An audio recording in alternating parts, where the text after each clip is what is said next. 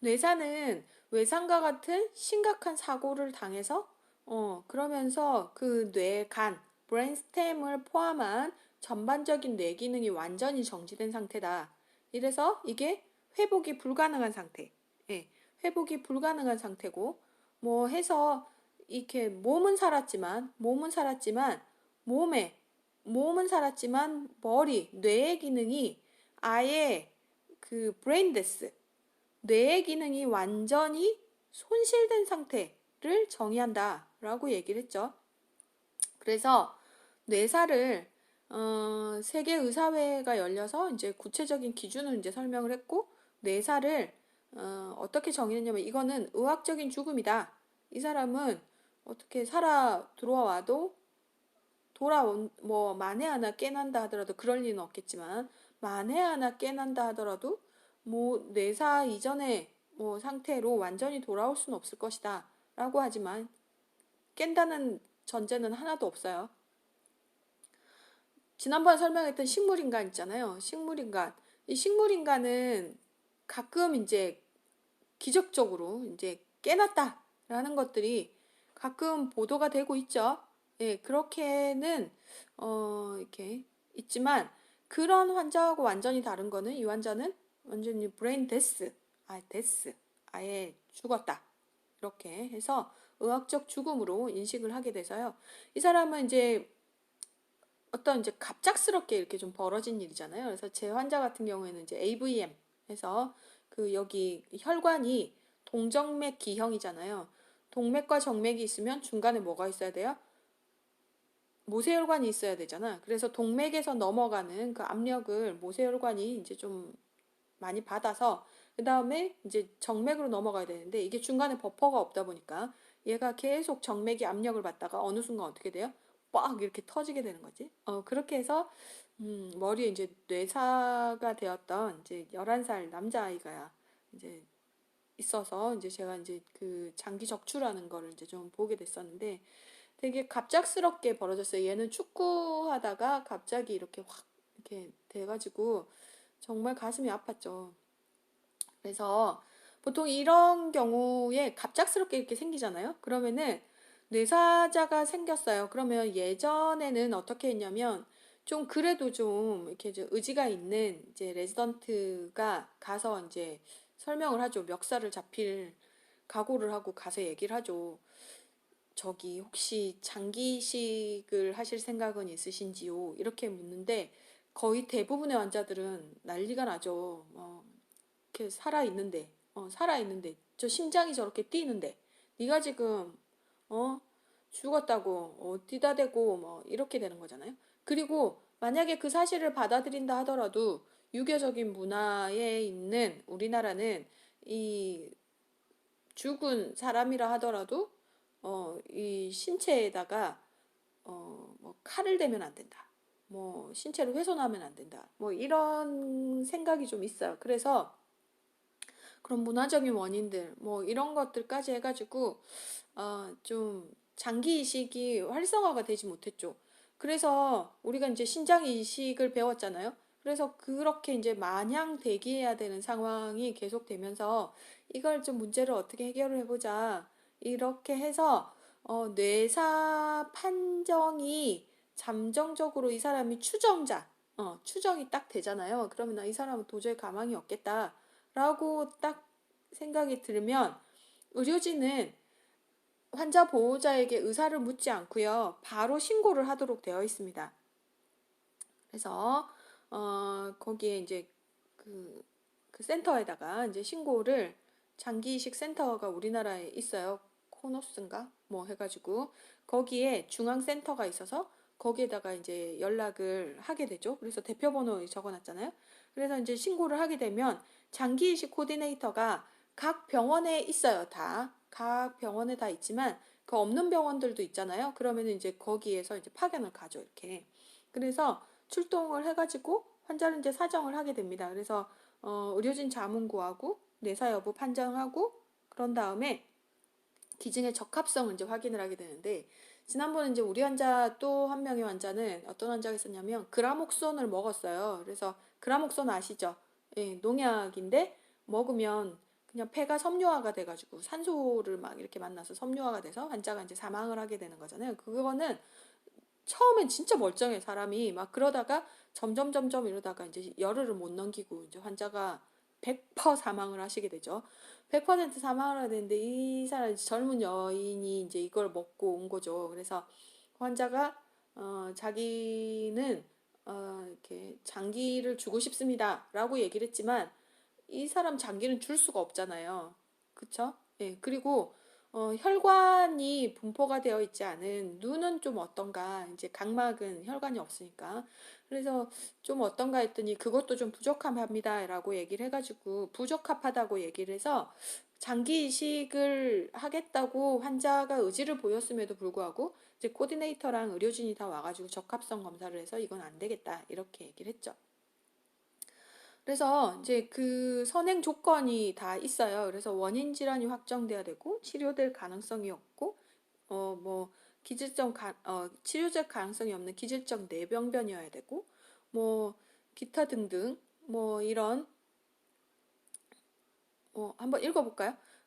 우리가 1282페이지 책 왼쪽 아래쪽에 보면 이제 뇌사의 판정 기준이 있거든요. 그래서 치료 가능한 급성 약물 중독이나 뭐 간성 혼수, 유독성 혼수, 저혈당 혼수, 뇌병증 등 대사성 또는 뇌분비성 장애의 증거가 없어야 한다. 자, 저체온 상태가 아니어야 한다. 쇼크 상태가 아니어야 한다. 이런 이제 선행 조건이 좀 굉장히 좀 까다롭게 있고요. 그렇게 한 다음에 만약에 이제 적합성이 이제 됐다.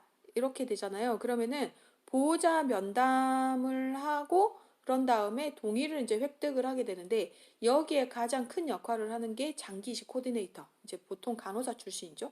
혹시 여기에 관심 있으신 분들은 장기 이식 코디네이터 좀 관심 있게 보시는 분들은 중환자실이나 응급실 좀 지원을 하셔서 가셔서 배우셔가지고 환자 좀 이제 좀 많이 이렇게 좀 경험을 하시고 그런 다음에 이쪽으로 이제 가시면 되게 도움 많이 되십니다. 그래서 여기 이제 그런 이제 보호자 면담을 할 때 그런 의학적 지식이 좀 깔려 있어야 되니까 이런 그런 것들에 대한 면담을 하고 동의를 이제 획득을 하시게 되죠. 이렇게 해서 이제 뭐 기증 절차라든지 내사 판정의 과정, 뭐 장제비 지원 안내 뭐 이런 것들까지 이제 쭉 모든 정보를 다 주고 정서적인 지지를 하고요. 이제 여기에서 이제 동의를 받게 되는 거죠. 그래서 요때는 정말 그러니까 보호자 옆에 끝까지 남아 있는 거는 간호사예요. 예, 그래서 계속 환자 보호자에 대한 심리적인 케어까지 이제 다 하고요. 지난번에 그 11살 남자 아이 했을 때 제가 그때 이제 마취과에 근무를 하고 있었는데 그때 다 끝나고 그때 그 다 끝나고 이제 적출을 다 해가지고 이제 각 병원에서 다 정말 이렇게 혹시 그거 보셨어요? 어, 낭만 닥터 그 한석규 나오는 거? 정확한 제목이 요즘 생각이 안 나요. 그래서 거기에서 보면 이제 장기 이식 이야기가 계속 나오잖아요. 그래서 나왔었어요. 거의 마지막 편 거의 가까이 가서. 그래서 거기에도 막 헬기 타고 오고 이렇게 막 하고 막 하잖아요. 그래서 다들 자기 아이스박스 있잖아요. 병원에서 자기 아이스박스들 다 갖고 와요. 그래서 그 수술장에 모두 모이는데 보면 각 그 병원들에서 다 입고 온 옷들이 다들 달라가지고 되게 다채롭게 이렇게 다들 서 계세요. 유니폼을 입고. 그런 다음에 각자 자기 것 떼가지고요. 그래서 옛날에는 이렇게 하나씩 뗐거든요. 근데 요즘은 이렇게 한꺼번에 떼는 게 되게 좋다고 해가지고 이렇게 막 모여가지고 이렇게 하나, 둘, 셋 해가지고 한꺼번에 탁 떼가지고 쫙 이렇게 자기 그 아이스박스 안에 그 생리식염수로 된 그 얼음 조각 막 넣은 거 그거 슬러시 같이 만들어가지고 가야 되거든요. 장기가 안 상하려면. 그래서 한쪽에는 막 이렇게 깨가지고 그걸 막 다 넣어가지고 만든 그 아이스박스 안에다가 그거를 이제 장기를 넣어가지고 다 가고요. 맨 마지막 남는 사람이 이제 안과 의사. 그래서 안과 의사가 눈을 이렇게 빼가지고 옆에서 이렇게 눈을 정리를 하고 있으면 이제 인턴이 와가지고요. 이제 복부를 다 꼬매고 그런 다음에 눈도 이렇게 붙여주고 이렇게 해서 모자 다 씌우고요. 우리 병원 그에서 가장 새 옷, 가장 깨끗한 옷 해가지고 입혀드리고 그다음에 보통 머리 쪽이 많이 머리 쪽이 다쳤잖아요. 그래서 머리 쪽이 이렇게 머리가 밀려 있는 경우가 많이 있어요. 그래서 머리 그 모자 씌워드리고 이렇게 해서 이제 밖으로 이렇게 나갔거든요. 그러니까 제가 마취과니까 이제 환자 정리를 다 하고 이렇게 해서 나가는 것까지 이제 제가 해드렸기 때문에 해서 이제 밖에 모셔다 드렸더니 장기 이식 코디네이터, 그때가 밤에 11시가 넘었나? 막 그런데도 장기 이식 코디네이터가 안 가고 보호자랑 옆에 이렇게 있더라고요. 그래서 정말 정말 할 때는 정말 그 많은 사람들이 와 있더니 정말 딱 끝나고 났더니 저랑, 그쵸, 저는 이제 넘겨주는 사람이었으니까 저도 이제 가고 환자랑, 그러니까 사망하신 환자랑, 그다음에 환자 보호자, 그다음에 장기식 코디네이터, 이렇게 셋 남았더라고. 그렇게 해서 나중에 거기에서 이제 그 연락해서 영안실에서 오셔서 이제 모시고 가고 하는데도 영안실까지도 이제 따라가게 되고요.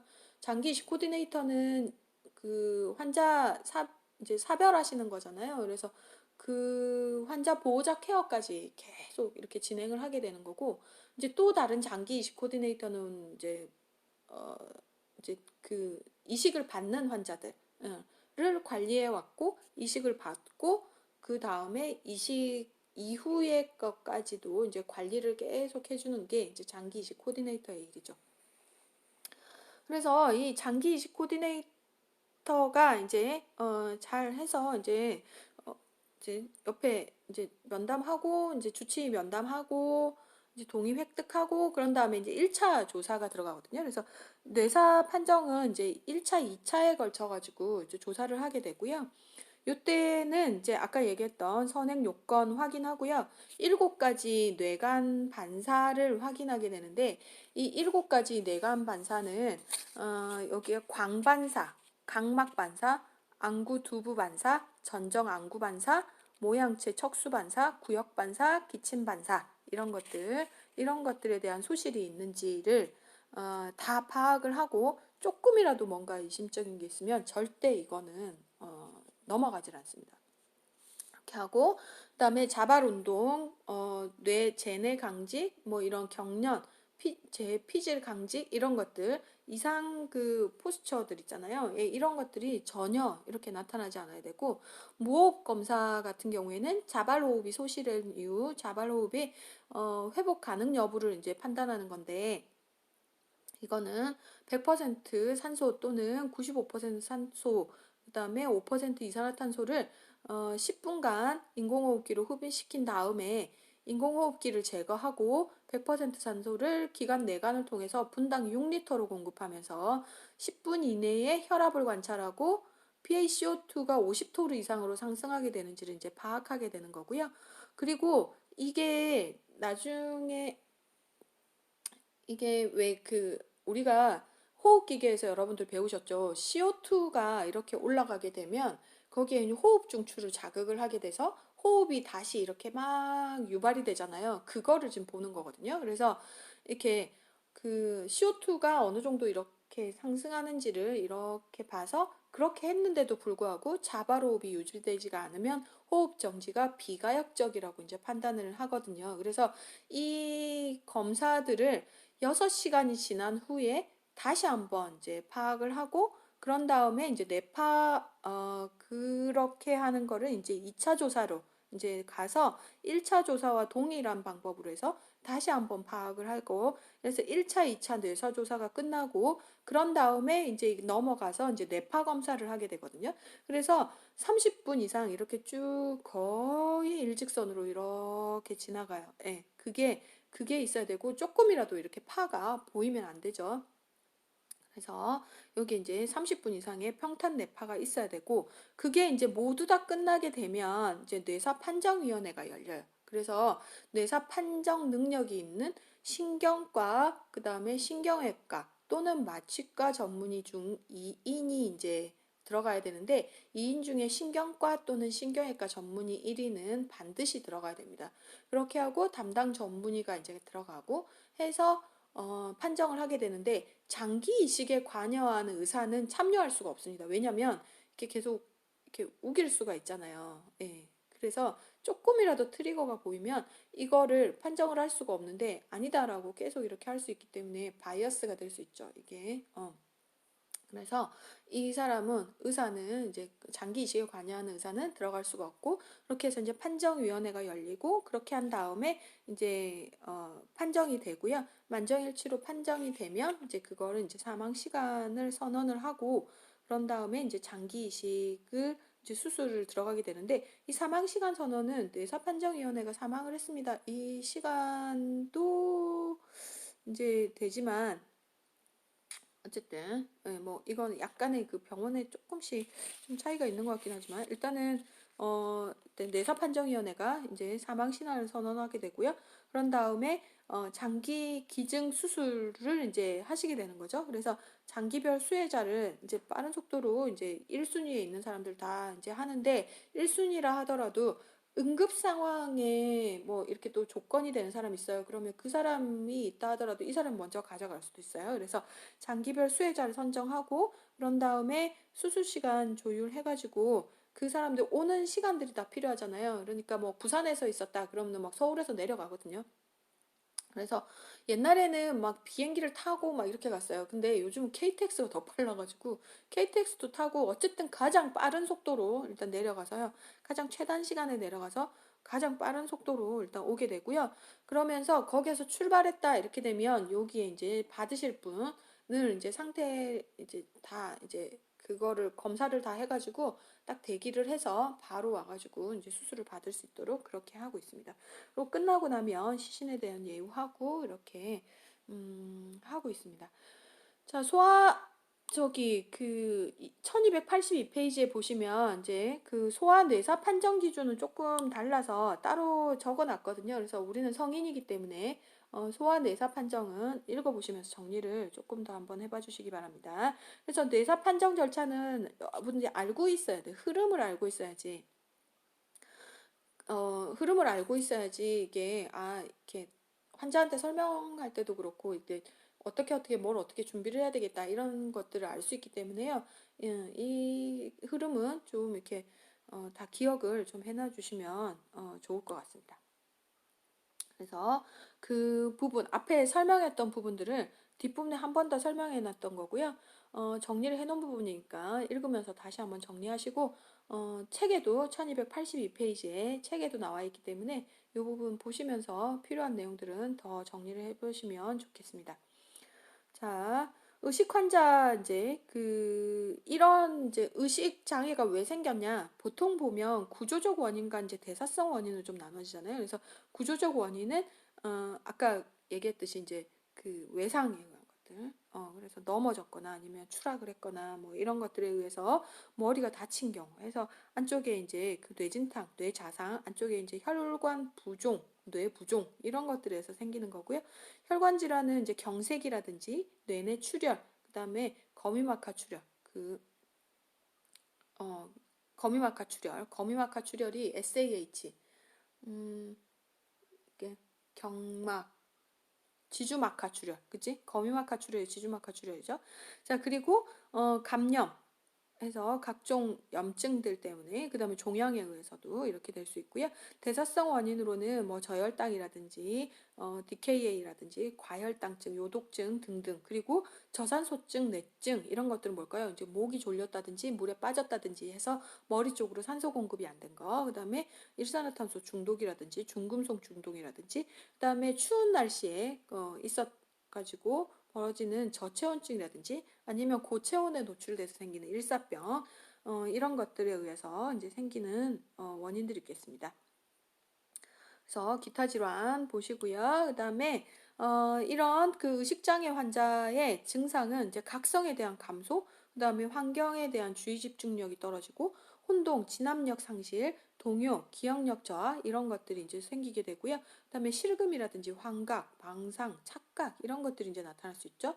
그래서 이 환자에 대한 이제 건강력을 이제 보셔야죠. 그래서 이 환자가 왜 이렇게 문제가 생겼는지 이런 것들에 대한 이제 임상 증상들 이런 것들에 대해서 이제 쭉 이제 파악을 하고요.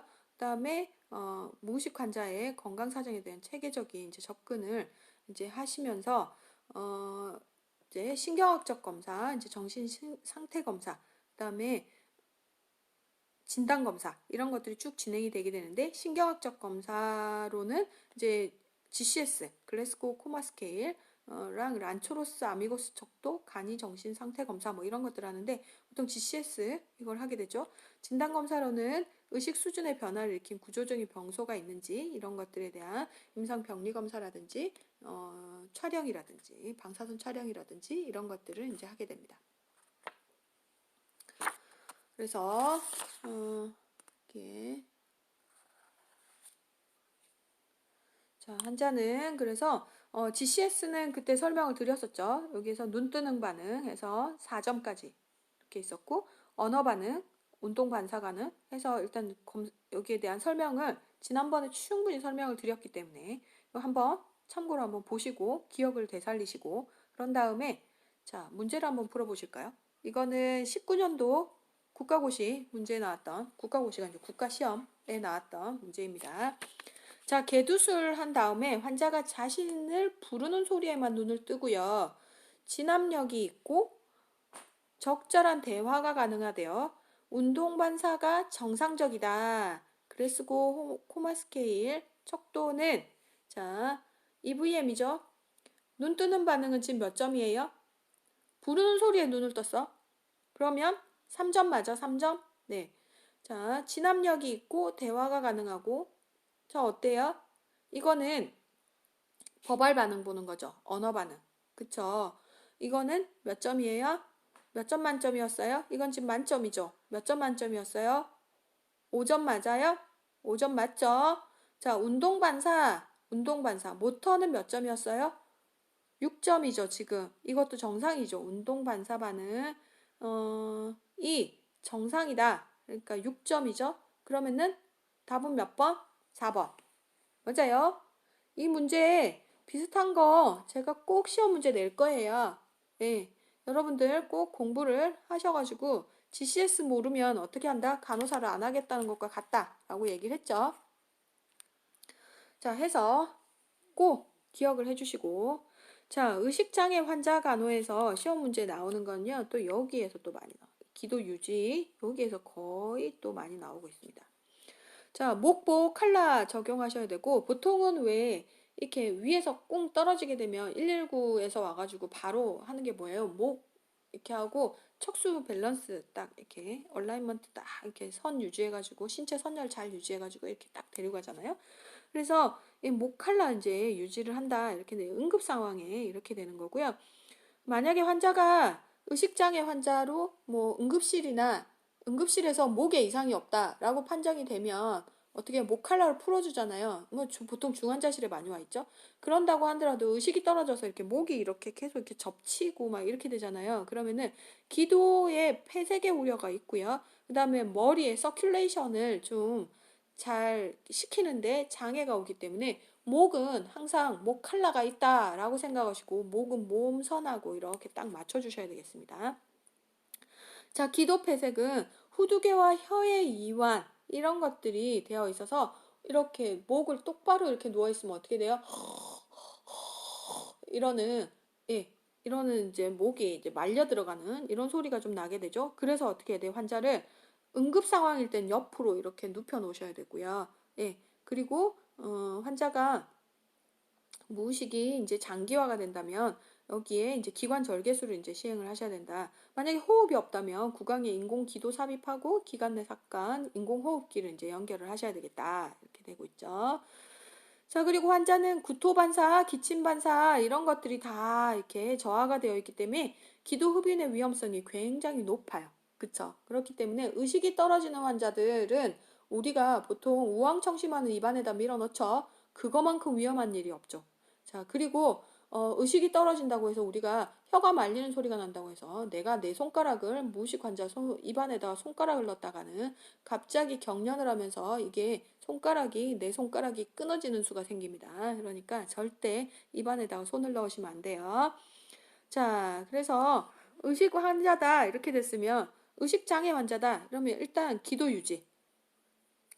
기도 유지해서 즉각적으로 기도 청결. 그다음에 이 사람들 의식이 떨어지고 그다음에 머리에 만약에 막 부종이 많이 생기고 그러면 프로젝타일 보미팅, 투사성 구토 뭐 이런 것들이 나타날 수 있어서요.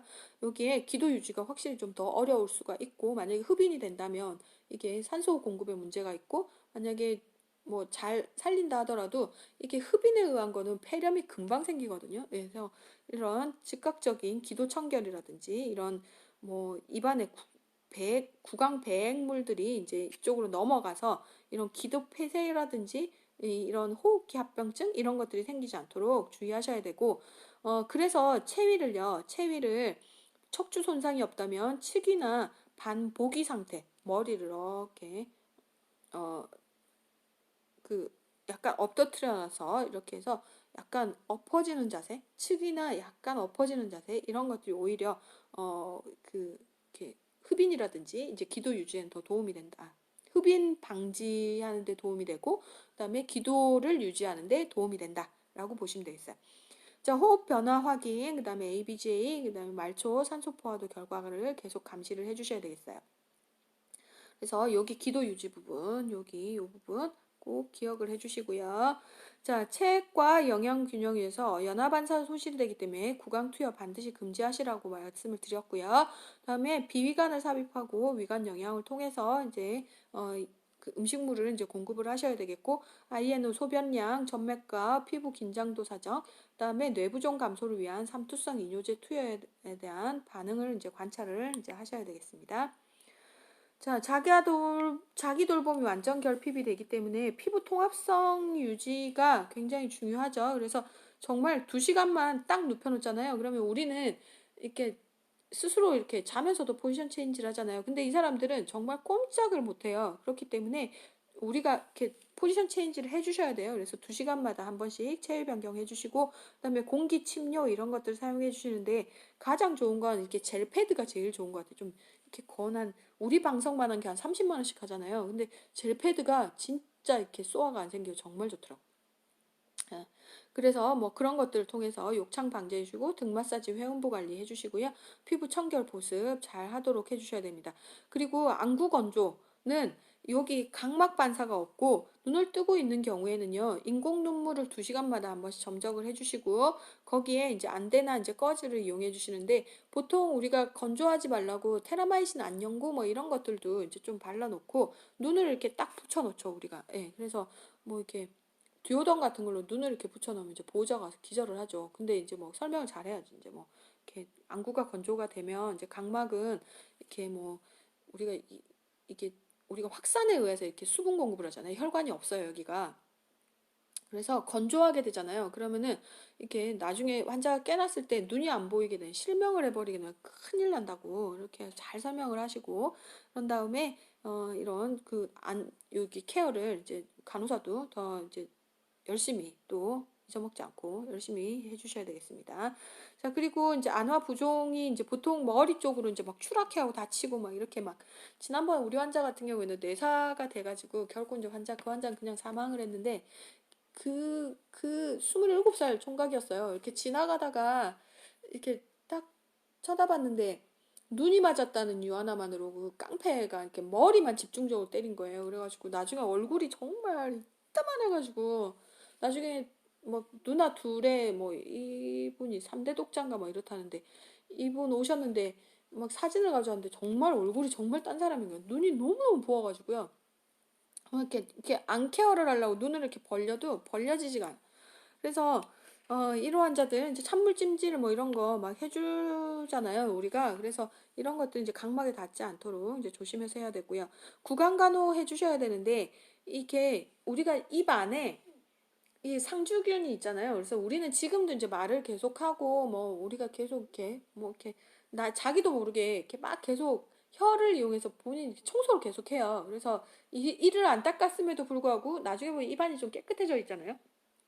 이제 그런 것들이 되는데 우리가 입에 이 환자들은 그 인투베이션이 보통 되어 있잖아요. 그리고 보통 이렇게 코로 숨을 안 쉬고 입을 벌려가지고 이렇게 무식 환자들이 입으로 호흡을 많이 해요. 그래서 구강호흡 이런 것들을 좀 많이 해가지고 일단 자발호흡이 있으면 구강호흡 많이 하면서 입이 쉽게 건조되고 점액 고초화가 되면서 이렇게 막 이렇게 되지만 만약에 이렇게 인투베이션이 되어 있잖아요. 그러면은 인투베이션 자체가 이렇게 기도가 이렇게 살짝 열려 있는 데다가 여기 입 안에 상주균이 어마어마하게 이제 막 생기는 거예요. 우리가 자고 일어나면 입안 되게 텁텁하고 입안에 이렇게 막 같은 게 껴있잖아요. 이게 다 이제 균이 자라서 그런 거잖아. 그래서 이런 것들이 이제 호흡기에 다 영향을 주게 되고 막 이렇기 때문에 하루에 3회 이상 구강 간호를 꼭 시행을 해주셔야 돼요. 그래서 뭐 하이진 같은 것도 이제 사용을 하시기도 하고요. 노말 셀라인 많이 이용을 하셔서 입안을 막 닦아주시기도 하고, 뭐 이렇게 물을 이렇게 해가지고 칙 쌓아가지고 이렇게 만드는 것도 있고, 뭐 해서 각가지 방법을 이용해서 이제 구강 간호를 열심히 해주셔야 되겠습니다. 코 있잖아요. 코도 여기에 이렇게 인투베이션이 되어 있잖아요. 그러면 코 안에 이렇게 비강 안에 이렇게 콧물이 이렇게 계속 고여요. 그래서 이렇게 바람 때문에 이렇게 밀려서 위로 올라가는 것도 좀 있기도 하고, 어쨌든 이렇게 본인이 코를 풀거나 이러지 못하시잖아요. 그래서 석션을 하고 나면 우리가 중환자실 실습을 가보신 분들은 아시겠지만 석션을 하고 나면 이렇게 코까지도 이렇게 슉 뽑아가지고 이렇게 석션을 해서 이제 다 빼주시죠. 네, 그래서 비강 폐색을 방지하셔야 되고, 요게 이제 또 염증이 생기게 되면 이제 또 그 안쪽으로 부비동 쪽으로 이제 해서 뇌 쪽으로도 영향을 좀 줄 수 있기 때문에 잘 이렇게 케어를 해주셔야 되겠습니다. 자, 그리고 환자가 움직이지 않잖아요. 그래서 체온 조절이 좀 제대로 안 되고, 특히 이제 뇌가 이렇게 이제 막 부종이 생기고 막 이러다 보면 그쪽으로 이제 살라무스 쪽으로 계속 이렇게 누르면서 시상 하부 쪽 이런 쪽으로 이제 누르면서 여기가 이제 체온 조절이 조금 문제가 될 수 있고요.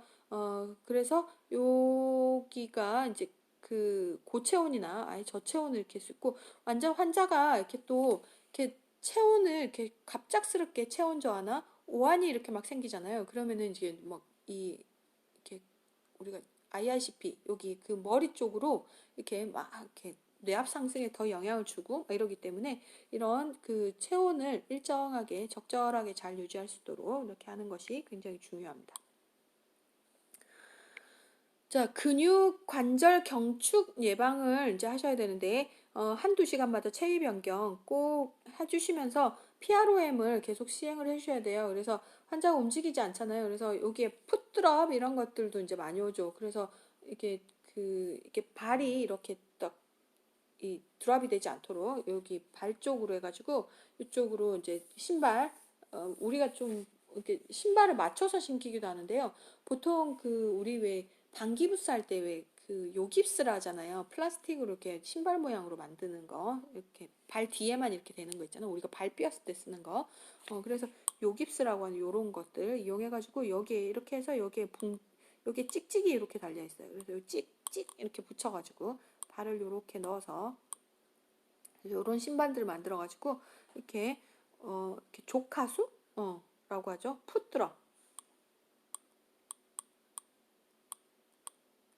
풋드럽이 생기지 않도록 발이 이렇게 발레리나처럼 이렇게 되잖아요. 네. 그래서 이런 것들이 생기지 않도록 이렇게 해주셔야 되겠습니다. 케어를 해주셔야 되겠고, 손은 외전 상태 또는 이제 손가락은 굴곡 상태를 유지해 주셔야 된다 이렇게 하고 있죠. 그래서 손을요 그냥 이렇게 엎어뜨려 갖고 여기 롤 이렇게 감아서요 손을 이렇게 하고 있죠. 예, 이렇게 감아놓고 이렇게 하셔야지만 이렇게 손도 이렇게 이거 보여드려야 되는데 이렇게 엄지손가락이 이렇게 펴지면서요 이렇게 손이 이렇게 손바닥이 이렇게 펴지는 이렇게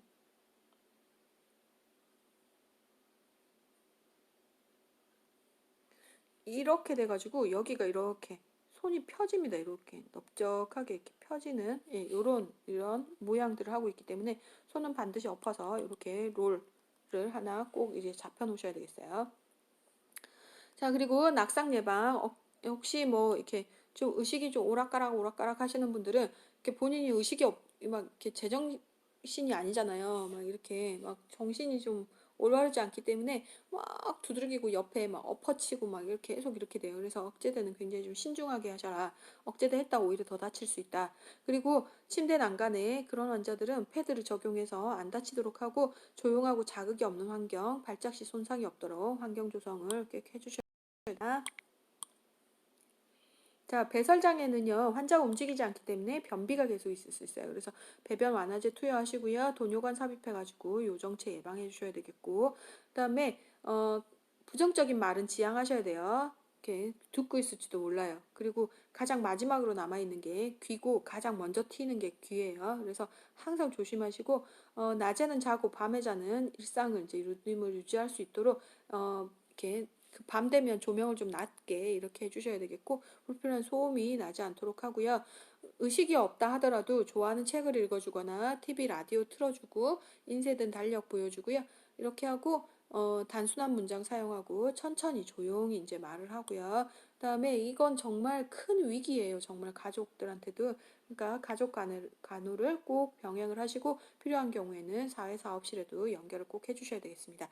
두 개 내압 상승부터는 쉬었다가 또 이어서 연결을 하도록 하겠습니다.